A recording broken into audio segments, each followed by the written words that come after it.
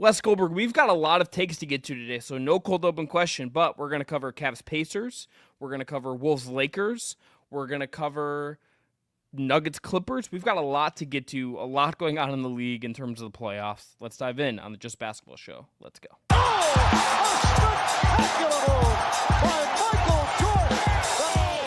LeBron James with no regard for human life.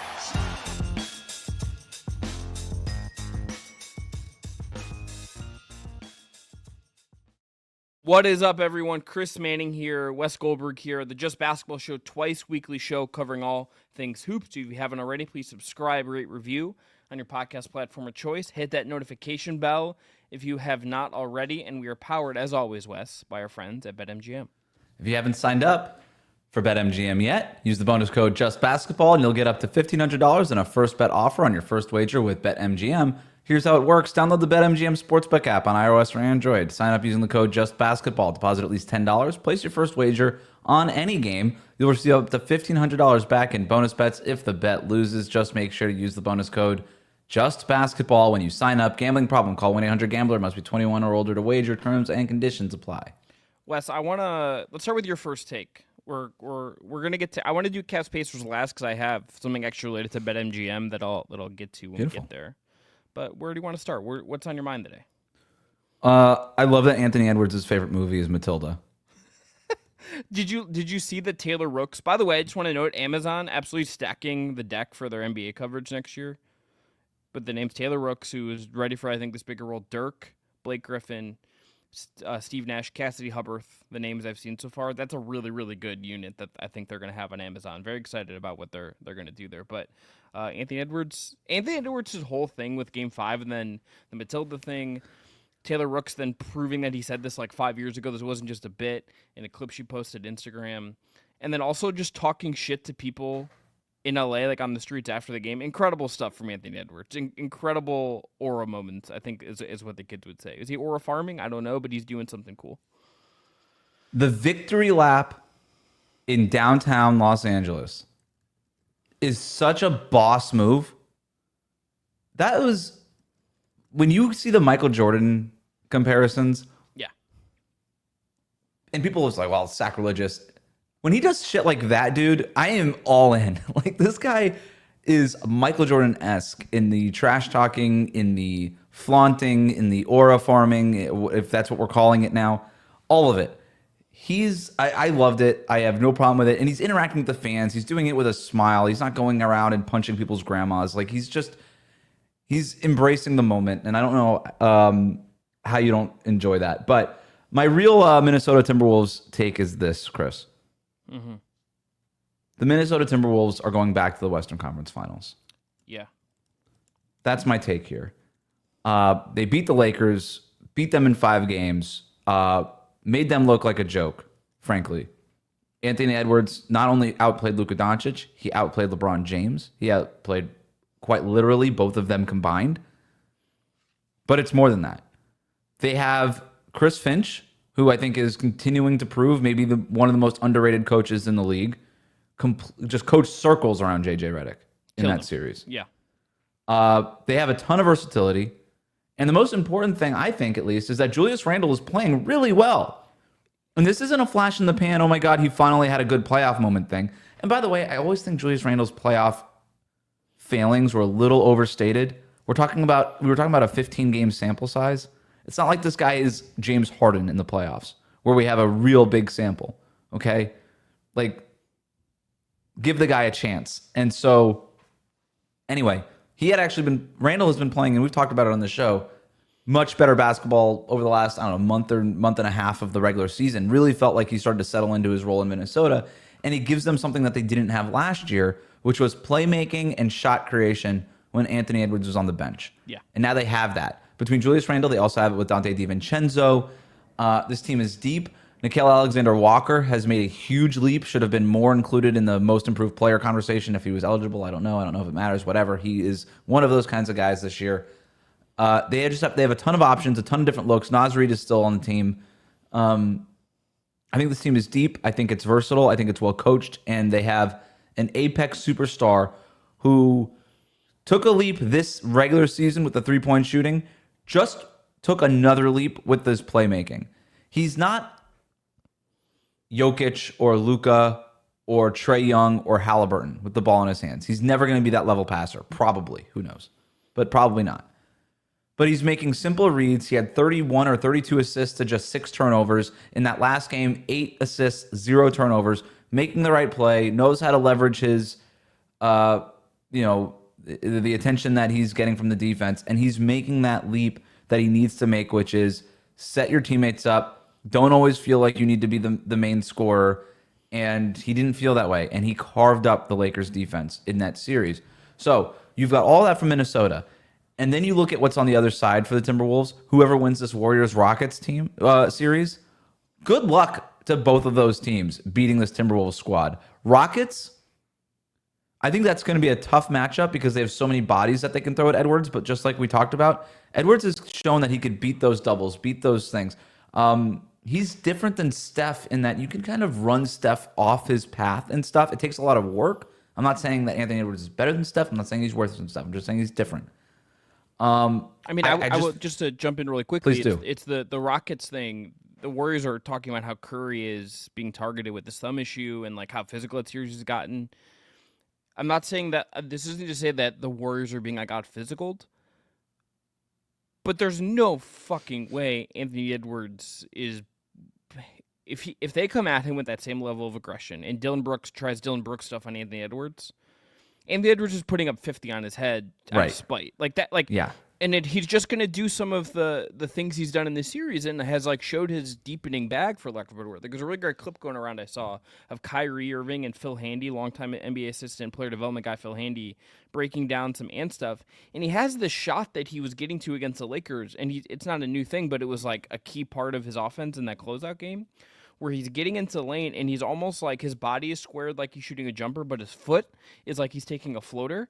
And he's just like getting to these spots and getting off these really unorthodox shots entirely under control. Like he's gonna do that against the Rockets and pick them apart if they try to play him the way that, like, with physicality. He's just gonna get by them and shred them with that kind of stuff over and over again if they get him physically. On the flip side, if the Warriors. Well, wait, one more point on hit that Minnesota-Houston series, Yeah. potential series. You know, the Rockets are competing with the Warriors because of their size. Minnesota obviously matches their size, but Houston's best offense in the series has been missing shots. Miss your shot, and then either Steven Adams or Alperen Sengun puts it back with an offensive rebound. There was a point. I don't know if this is still true. It probably they were rebounding 4 out of every 10 of their own misses. It was unbelievable. The Rockets were. Yeah, it was crazy. And that ain't gonna happen against Minnesota, right? Not against Gobert and Naz Reid and some of these, and the way that they gang rebound. Anthony Edwards is a good rebounder. So all of a sudden that goes away for Houston. Yeah, and then the Warriors matchup. If the Warriors are having a problem with Houston's physicality, the only reason the Warriors have won games in this series, and I don't mean to take anything away from the Warriors. That's not what I'm doing. The reason they are currently winning this series 3-2 at the time of us recording this is because they have Steph. And the Rockets just don't have a consistent shot creator scorer. And when the Rockets do have that guy, whether it's Jalen Green or Fred VanVleet, they've won their games in this series. Newsflash, Minnesota has that guy every single night. His name is Anthony Edwards. Like, Minnesota is just better Houston Rockets right now. Yeah. So, I think whoever they get on the draw, they're going to the Western Conference Finals. But what do you think about a potential Warriors series? I think it's, to your point, it's one of those things where the physicality issue becomes an issue. I would be curious what the Wolves would do. It would be a big, interesting Anthony Edwards series defensively against Steph. It would be a big Jaden McDaniel series chasing around Steph and hounding him. Mm-hmm. It's interesting. It'd be interesting, like Draymond defensive series, because not the Draymond kind Rudy. It's Draymond and Rudy, but it's also like, it's not a Draymond having to like corral Ant and like help and all. Maybe is he defending Naz Reid at times, right? Like, there's all these different parts of it where, like, how you stretch Draymond, and he's capable of still like really dominating. But it's one of those things where it would put a lot of pressure on Draymond to hold that whole defensive infrastructure together. I think like that becomes a huge challenge. And to your point about like the Wolves are better Rockets, the Wolves will just because of Randall. because of the shooting they have and just being like at least McDaniels, DiVincenzo, who's uber confident. And then I do wonder if we're just about to get like a Rudy Gobert hot run. Like this was the Rudy Gobert game to close out that we've been waiting Rudy Gobert to have in the playoffs since he was struggling to get over the hump with Utah. Like the game where teams go small against him and they want him just to score and gobble a bunch of rebounds because he's huge. He's like never had this kind of game before. And he was like, it's not vindication. But it's almost like validating. And like I wonder if there is like something of a confidence boost for Gobert in a series where he sees something similar to his. I just did this against the Lakers. I can do this again. And like if that gives him a buoyancy kind of aided in what's going on there to allow him to then do that again if he sees small ball against Golden State. Yeah, I mean, I'll go out on a limb and just say that I don't think Rudy Gobert will score 20 points in another playoff series or playoff game in this. But no, but if he is playing better, that's the point. I think Golden State would guard Anthony Edwards with Jimmy Butler and as the primary assignment, but Jimmy Butler's hobbled. Yeah. We think, right? We'll see how he looks to close out this series potentially. I could see Steve Kerr starting Gary Payton II, but I don't think he's going to want to. I don't think that would be a game one adjustment. It would just be if Jimmy can't really do it physically. Gary's not big enough. He's not, but that's the guy that they've used they would have to. in the past. But yeah, it's not going to work. And then Draymond would have to guard.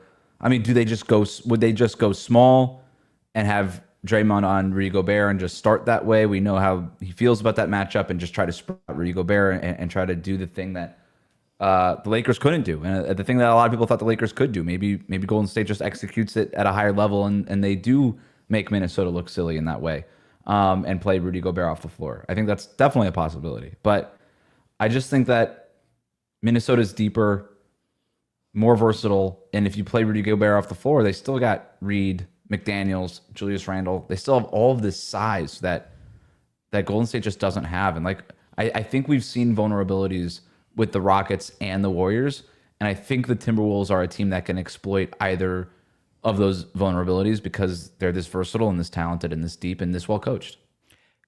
If we get Wolves Thunder, which is where I think we're heading,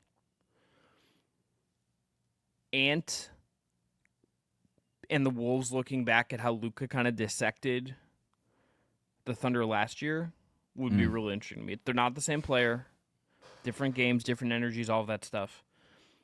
But that would give me some confidence thing if I'm Anthony Edwards approaching that series. Even if you're not as talented, not as deep, all of that stuff, you have that. There's proof of concept of a really elite perimeter scoring guy beating as the engine to beat Oklahoma City. It's there. It's there if they want to take it there. Yeah, I mean Oklahoma City will be the favorites. We'll see what would happen. But that's my take. I think the Timberwolves are going to the Western Conference Finals. Maybe this will age poorly, but I'm just super impressed with their first round series. You're up. I love it. I love that take, and I'm in agreement. I think we're getting. If I had to guess right now, we're getting Thunder, Wolves, and Cavs Celtics would be, I guess, where we're going. That's what it feels like to me. I want to go to the Lakers side of this, Wes, for my take, my first take here, because the Lakers' path out, my take is just really that it was embarrassing. This was like an embarrassing way for them to go out. For all the hype, and we both picked them in that series. Everything about how they lost was just, I think, underwhelming and would make me a little bit pessimistic about like what their path is forward next year. Yeah, JJ kind of being like, yeah, we need someone to get in shape without naming names. It feels like that is Luka. Nico Harrison's probably somewhere like sipping like a bourbon or whatever his drink of choice is, being like, see, I told you, this isn't just like me being crazy. LeBron's going to be another year older. You had a very weird LeBron quote. I don't know if you saw this, where he got asked about if they needed the center, and he was like, Anthony Edwards or Anthony Davis. And Davis said something, and he got traded. And a week later, and I was like, I sent a voice memo to a friend of mine who's a long Cavs fan like me, and just like we are longtime LeBron guys, and we were just like laughing because it was like LeBron connecting this dot of like Anthony Davis got traded because he had the gall to say the Lakers needed a center was like crazy work for LeBron. I know it didn't mean exactly what he meant, just the way he framed it. Like Anthony Davis got traded because he revealed the state secret about the Lakers needing a center, voicing dissent. Was right, just weird. But also saying that, he said, basically saying we need a center. Yeah, like saying we need a center.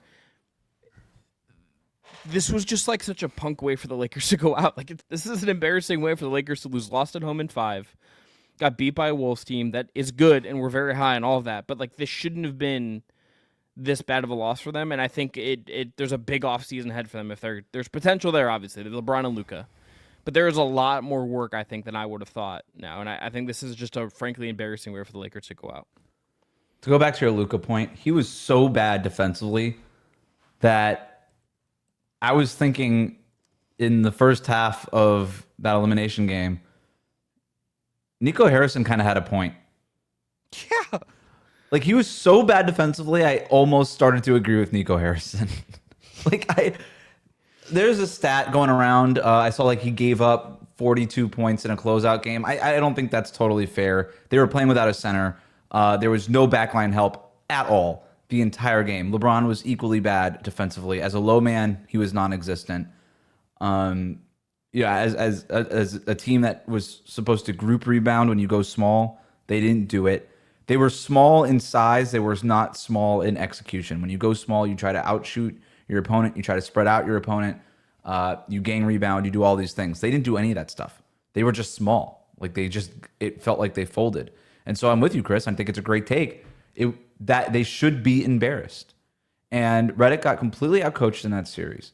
And here's my worry if I'm a Lakers fan right now, is JJ Redick did not have his team prepared to compete in that series. Yeah.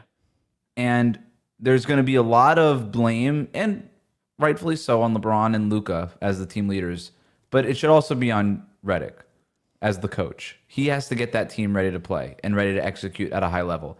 And his decision to play his whole starting five in the second half of the game previous, and then kind of blowing up at a reporter's question. Bizarre.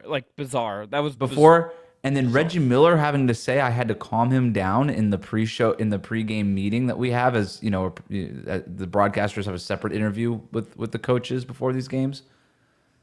That's crazy that happened. Yeah.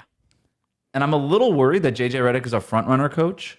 This felt like the first time all year that to me, and I'm not there day to day. Maybe Lakers people on the ground feel a certain way, but this was like the first time where I really feel like, oh, JJ Redick really went from like podcast host to NBA head coach without like layering in a year or two of like being a lead assistant and like working with someone directly. Like it felt like this was like where you felt, I think, the leap from where he was to where he is now, particularly with the Lakers. It's not like he's coaching the Nets or the Hornets or the Raptors or something, right? Like this is like the prime job of the NBA. This is where I think you felt that inexperience and paired with how I think competitive we know he is, but it's like it made this very bizarre, not good energy, I think tempo setting for this team or energy setting for this team.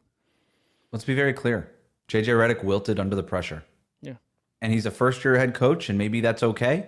And I'm not saying that he's a bad coach. He works hard. He's a good communicator. He's clearly very acute when it comes to the tactical stuff and the game planning. That said, he got outcoached. The decision to play all those same five-man lineup an entire second half was a bad decision. The decision yesterday to play an entire game without a center when you were getting killed on the boards, and to play Maxi Kleber with 5 minutes left, a guy who has not played for you, over Jackson Hayes just sitting on the bench, was a bad decision. Yeah. These were bad decisions. And I hope that JJ Redick can look back on it, and I hope that he could say, yep, I missed it with those decisions. And I don't think he put the Lakers in their best in the best position to win. And if you're a Lakers fan, you just got to hope that he learns from that and doesn't do the thing he did before the game and just sort of lash out and kind of insinuate that these criticisms aren't valid. Some fourth quarter stats for you, Wes, for the Lakers. This is from an athletic story by Zach Harper. Okay, this is the rated R part of the show. Because these are bad stats. These are bad stats. It's not safe for work if you're a Lakers fan. Outscored by 42 points in the fourth quarter. Yeah, shut up. Outscored by 42 points in the fourth quarter. Shot 29.3% from the field in the fourth quarter. 23.1% from three.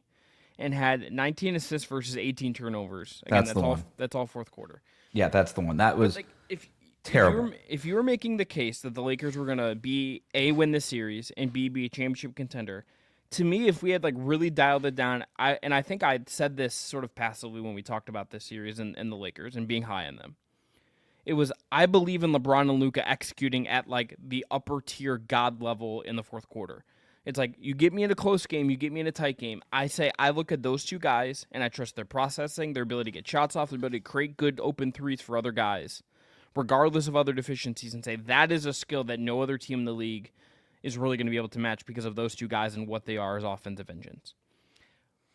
When that falters to that degree, whether it's because it's the fatigue reasons, falling behind and having to play catch up, just playing catch up the whole way, LeBron getting worn down playing the 5, whatever it is, that to me, like, the Lakers are just never winning a series in any way if that was going to break the opposite way for them, and they were going to be that poor. And that to me is maybe the most embarrassing part of it. It's like when those two guys are leading an offense that is producing like that. Look, the Wolves are a good defensive team, well coached, smart, tough. It shouldn't be that bad. It shouldn't be like giving Wizards in the fourth quarter energy or like bad Hornets basketball fourth quarter energy. It should be elite. This was far, far, far from elite. And that would really piss me off if I was the Lakers today, saying like we went out like that. Like we went out just not doing the thing we should have been able to better than anyone. That would really irk me. Yeah, I think Luka's got to get better conditioned. Obviously, he was bothered with a stomach illness in one game and then that nasty back injury that clearly hobbled him in that last game. But either way, he needs to be better conditioned. I mean, it's not fat shaming to say that the guy needs to be better conditioned. He needs to be better conditioned. It doesn't mean that Nico Harrison was right. It just he needs to be better. You would hope get the PJ to Slovenia for the summer and just you're Bronny. Yeah, You're coming with me, Bronny and Luka boys trip. And LeBron in Slovenia for the summer is Bryce getting ready to play at Arizona, or maybe like Luka just has to go like do college conditioning with Bryce at Arizona. I would honestly be shocked, Wes, if we don't get a story this summer that LeBron and Luka didn't spend like a month together, or LeBron is agitating for that. No, because the real way that story goes is they spent like a couple afternoons together, and then it gets blown up into how much time Luka and LeBron are spending together. Yeah, That's and he's absorbing they they ate really clean together for a couple weeks, and then like the next week Luka's on a boat in Manhattan Beach. Luka was sober for hookah. Yeah, Luka was sober for 72 hours, and he's like, I'm getting right, guys. Yeah. Yeah, that's it. They're still gonna like end up with the center that's good for them this summer somehow. But it's like this. Come on in, Brooke Lopez. Like it just feels like. Yeah. And by the way, they'll probably be fine. Like Luka said after the game, and I do agree with him. It took him and Kyrie kind of a half season to work through the kinks, but they really needed a training camp and a preseason to get it together. And I think that's what it's going to take between him and LeBron. And you go from 0 playable playoff centers to 1 or 2, and that's a major transformation. It doesn't have to be an elite center. It doesn't have to be that. It just has to be somebody that you could put on the floor in a playoff game when Rudy Gobert is just crunching offensive rebounds like cereal. Yeah. Can't have this. Like, they're going to have to do something aggressive. Rob Pelinka, time to earn that job promotion you got, I think is something to watch. LeBron, player option. Does he do what he talked about doing last year, potentially taking less? Remember, he was going to take less if they can get Klay Thompson or whatever it was. Would he be willing to take less if it means that it opens up an avenue to go get a higher level center that can move the needle? I think just something interesting. I think if he wants another title, he has to do it. He's already rich as hell. Like, he doesn't need the money at this point. He's clearly willing to, right? Yeah. Had Klay signed there, he would have taken less money. So yeah. All right, what's your next one, Wes? I have my list. Oh, I love a list. Top 5 players remaining in the playoffs. Okay, let's go.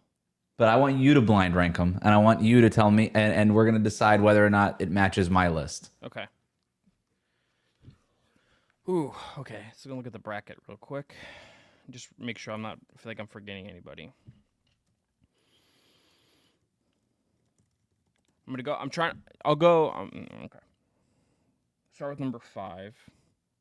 No, just name them. I'll tell you where they end up. Just give me top 5 in whatever order. Anthony Edwards. Number 4. Shai Gilgeous-Alexander. Number 2. Donovan Mitchell, Nope. Jason Tatum. 3. So I have one. You have 1 and 5 left. Said SGA. Halliburton, Nope. Evan Mobley. No. No, is there no Cav on this list? There's not. Sorry. Ty Jerome didn't make it, buddy. Okay. Just gonna say it. My I list have is bullshit. I have a. I don't know when I'm gonna be able to pull this out. I have a Ty Jerome segment that I have prepped like perfectly. I have Alright. like it is. Good It is. tease. It is in the holster. Yeah. And like when we're like, hey, it's like a weird day. I'm like gonna pull out. Conference finals. I've Conference got finals. 15 minutes on Ty Jerome and what you do with a guy who's had one really good year. Oh boy. Okay, so teams left. Oh, okay. I'm actually. This is my fault. I skipped. Jokic. Number 1. That was fucking stupid. Yeah, I was waiting for that. and Steph. Yeah, number 5. Yeah, I honestly was just like looking at the teams in advance, and I was like, who am I forgetting? Yep. So that's my fault. Those players are still in the playoffs as of now. Yeah. So we'll see. Can I just say that? Oh, they're going to be in the playoffs either when yeah. people are, they're up 3-2. Okay. I do just want to say that I know the last game wasn't good for them, and this is maybe like an addendum to this list. Kawhi, the way he has looked so far, has been, I think, my favorite thing aside from Anthony Edwards in these playoffs. Yeah, so his numbers have dropped Yeah, it's after like those crazy first 2 games. it's a And little it doesn't like- mean you can remove him from the equation, and he's being No. doubled like crazy by Denver. Yes. But I did think about putting Kawhi on the list, and the list would have definitely been more interesting had I had Kawhi on the list. And I could definitely be wrong. Kawhi could be 5 over Steph. He's been that good. Where are you at with Clippers Nuggets? I feel good if I'm the Nuggets. Nuggets in 7 was my prediction, and I'm starting to feel a little bit better about it. I think they have figured out the Clippers.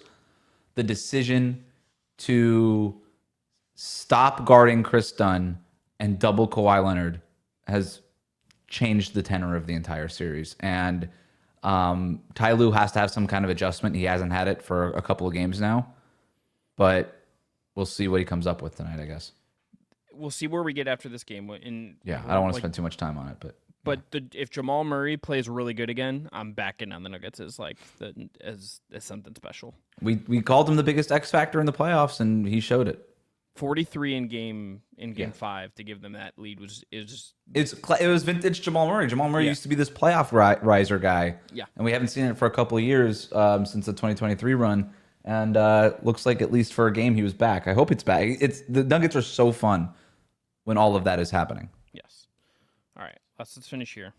I'm going to give you my Cavs. My take is I'm going to predict Cavs Pacers, and then I think prediction. prediction, and I'm going Cavs 4-1. Cavs in 5. Cavs in 5. Okay. That's plus 20. That's plus 225 at BetMGM. That is interestingly the lowest odds you can get on this series. 4-2 is Cavs 4-2 is plus 375, and Cavs sweeping is plus 475. Cavs in 7 is plus 400. Everything with the Pacers is over 1,000. Lowest is like plus 1,100. I really like Indiana. This is not to besmirch Indiana. I just kind of think the Cavs have the exact right stuff to kind of dismantle Indiana and like what makes them really good. The Halliburton Mitchell thing, they're going to go at Halliburton really big with Mitchell, and I think just put him in a ton of actions in a way that maybe the Bucks couldn't exactly just without the Dame thing and the way they were playing with Giannis. I think Evan Mobley as a Siakam defender, plus you have Jared Allen there defending the rim on the Siakam drives on the Miles Turner stuff, is a huge deterrent for those guys. Indiana's going to play them really tough. I expect it to be really close. If it went 7, I wouldn't be shocked. But I think Cleveland's firepower, I think the way Mitchell looked in round 1, I think if Darius Garland's toe is all right, probably maybe the biggest X factor in the series is what's going on with that toe because he missed the last 2 games of that series against Miami. I think the Cavs might, like, it might still be close. It might be like a +7, +9 kind of series either way, like really tight. I think the Cavs are just going to be way, way better. I think that's how good they are. I think the first round kind of validated to me how good this team is. I know Miami's not like the greatest team in the world or wasn't this year, but I think the Cavs are like a step above what Indiana is, and I think that's going to show up in this series. I'm going Cavs in 5. So from a value play on BetMGM, I love it. I'm actually surprised that the odds of Cavs in 5, like you're making more money on that than a sweep. No, so you plus 475 for the sweep, plus 225 for Oh, the five. I thought So, it was yeah. di- No, I heard so a different number. so Okay, just- let me restate but it still a slowly good value here. because Yeah. sweeps aren't. They're not going to sweep them. Sweeps Not don't gonna, happen. if I was So- betting this, plus 225 for a 5-game Cavs win, or 6 for plus 375 would be where I would go. So this is going to be a really interesting series, and I'm just now starting to do my prep on it. Yeah. But these teams played 4 times in the regular season. Indiana is 3-1 against Cleveland in the regular season. But you have to take 2 of those games at the end, like the last week of the year, and just throw them out because Cleveland wasn't playing their guys. Doesn't matter. The last So you game of the last game of the season, I was at an airport bar watching part of it because I was heading out on a work trip west. Or no, where was I going? Was I going on a work trip? Is it it was on a important? work- I was trying to. I think it was a work trip, just based on when I was traveling. Okay.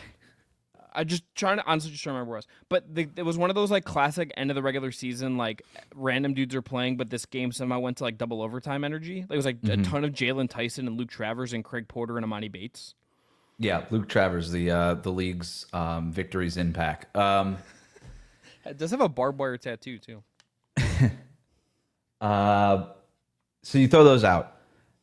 Really weird series all season. So you have to throw those 2 out. And then they played earlier in the year in like January or something. And they played and they had that home and home back-to-back thing where you play one in Cleveland, one in Indiana, whatever it was. So then they play this like super condensed little mini baseball series thing in the middle of the year, and they split those.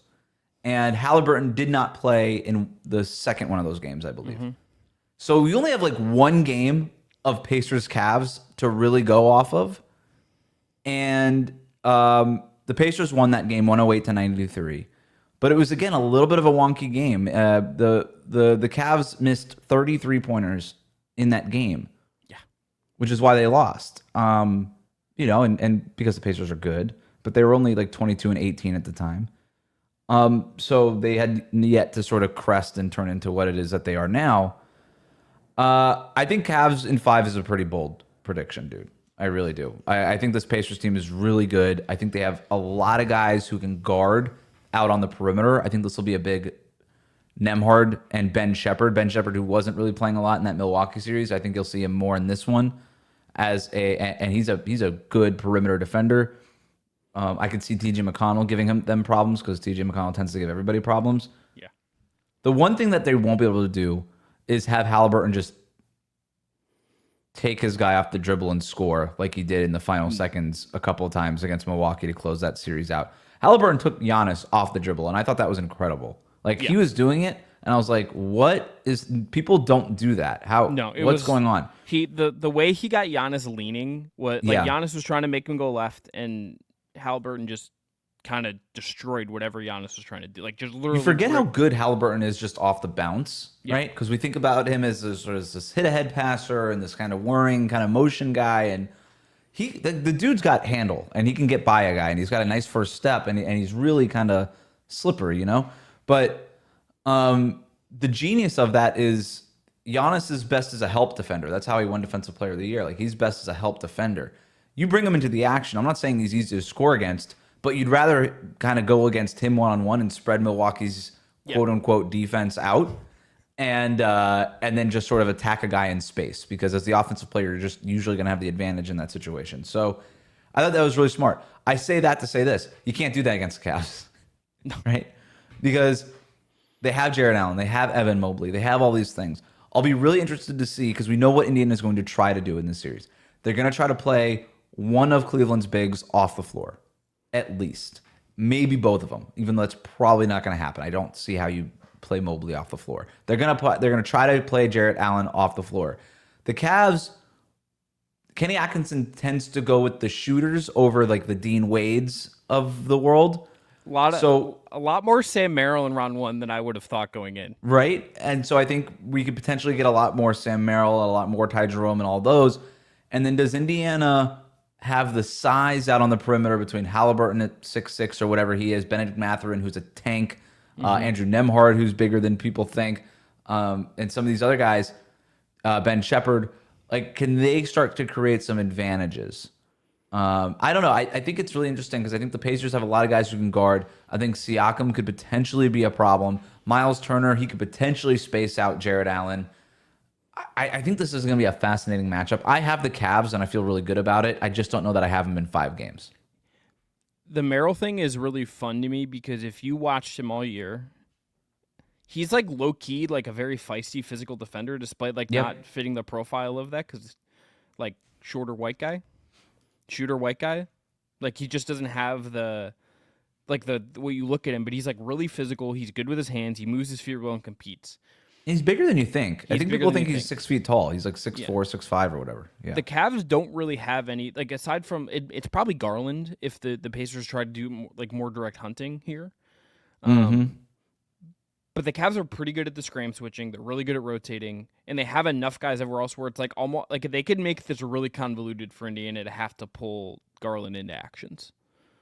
Like I think that's one of the challenges to me here. Is like if it's Garland and Mitchell, and you're gonna try to put one of them in there, but it's like you could make it tricky. Like if using Benedict Mathurin as a screener, if I'm Cleveland, I'm kind of okay with that. If it's Ben Shepherd as a screener, I'm cool with that. If it's like anyone that isn't Turner or Siakam, like I'm pretty cool with that. You know, like you can live with what the Indiana's secondary creation thing is going to be there. And then you think about Hunter, Strus, Okoro, if you get like they have enough bodies just to throw at Halliburton plus Mobley on switches that I think they're going to do a real. I think that to me is probably why I feel so confident. I think they're going to be able to do a lot better job containing Halliburton, but maybe Nembhard on the back end gets loose. Like I mean he's kind of the X factor I think for them to me.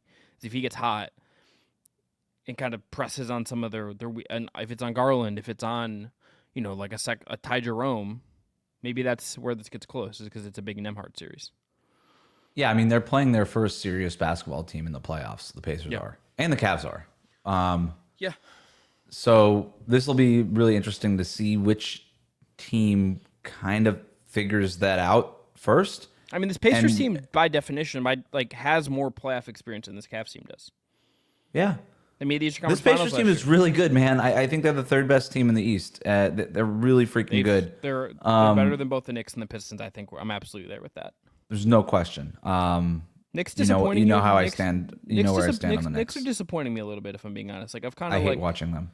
Yeah, it's gotten Brunson as a like Harden type, like hold the ball and do a bunch of stuff guy has gotten to a point where I don't think we talk about how like ISO-centric he is. It shouldn't be that way. You traded for Karl Anthony Towns to run pick and roll and pick and pop and have this 2-man game, and Tibbs just is like, oh, they put Tobias Harris on Cat. I guess we can't go to that anymore. It's like, what? Yeah. That's the worst coach series we're having. I think between Bicker. I didn't do the rankings of worst 5 coaches left in the playoffs, but Tibbs would be on that list right now because of how he's coaching that team. I hate watching the Knicks. Yeah. They don't deserve to win, but they will. They will beat the Pistons because they're just way more talented. But the Celtics will wipe the floor with them. I might actually go predict a sweep. The Knicks have no business being in the playoffs right now. They are not a serious basketball team. They are not well coached, and they do not play ethical hoops. And that's my take on the Knicks. Yeah. Are you on Cavs? What 6 feels right to you? 7? Is it 7? I think 6 is fine. I have no problem with the winning on the away floor thing. I think that's a little overstated, but it wouldn't shock me if it went 7. Again, I have nothing. Like this Pacers team is deep. It is talented. They're really good, and they're super well coached. I have nothing but respect for them, but I feel really comfortable picking the Cavs in that series, though. I think there's just more optionality with them. Yeah, very excited for this series.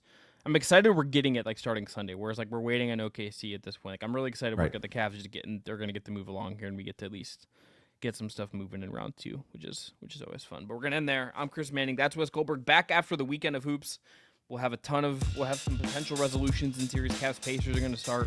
Come back Monday or Tuesday for more of the Just Basketball Show. Have a great weekend. Enjoy the hoops.